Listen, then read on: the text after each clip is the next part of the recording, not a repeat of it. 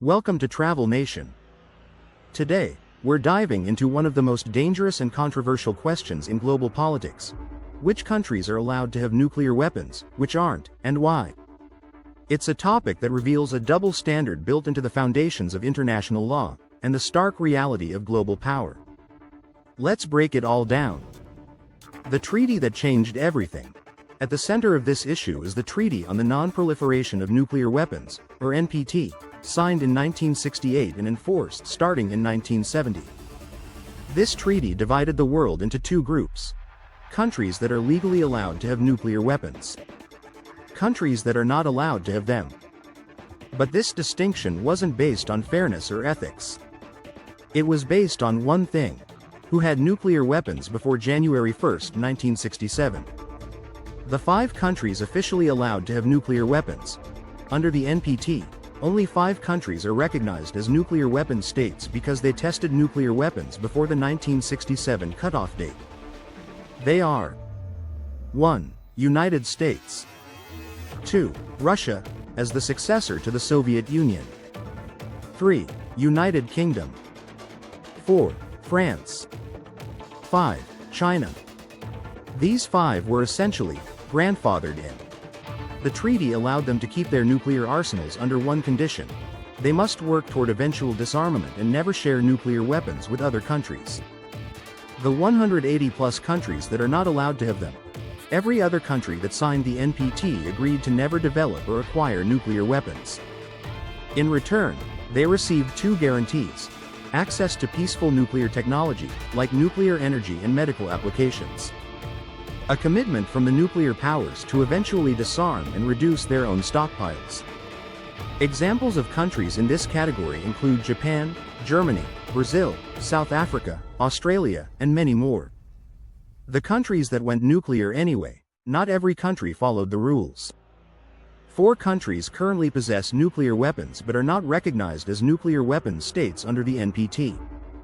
1. India, never signed the NPT. Tested its first nuclear weapon in 1974. 2. Pakistan, also never signed. Conducted nuclear tests in 1998. 3. Israel, has never signed the NPT and maintains a policy of strategic ambiguity. While it has never officially confirmed its nuclear arsenal, it is widely believed to possess around 90 or more nuclear warheads. 4. North Korea, signed the NPT but withdrew in 2003. Conducted its first nuclear test in 2006 and has tested several since. These countries are in defiance of the spirit of the NPT, but they are also powerful enough to deter international intervention. A global snapshot. Here's how it all looks in simplified terms. Countries legally allowed to have nukes under the NPT: United States, Russia, United Kingdom, France, China. Countries with nuclear weapons outside the NPT: India, Pakistan, Israel, North Korea. Countries forbidden from having nukes under the NPT: almost every other nation on Earth. Why the double standard? This is where the controversy lies. Critics of the NPT argue that it locks in inequality by allowing 5 countries to possess weapons of mass destruction while permanently banning others from acquiring them, no matter the threat they face or their desire for self-defense. Supporters of the treaty, however, argue that it's the only reason we don't have 20 or 30 nuclear-armed nations today. They say the NPT, despite its flaws, has helped prevent the global spread of nuclear weapons and reduced the risk of nuclear war. Looking ahead, the global balance is shifting. China is rapidly modernizing its nuclear arsenal. Russia and the US still possess over 90% of the world's nuclear warheads.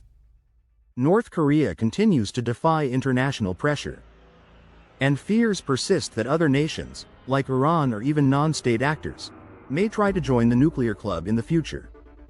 As the world changes, so does the meaning of nuclear power. What was once seen as a privilege of victory after World War II is now a symbol of global inequality, strategic deterrence, and existential risk. The question isn't just who has nuclear weapons. The question is, who decides, and what happens next? Thanks for joining us on Travel Nation. If you found this episode eye-opening, don't forget to like, subscribe, and share.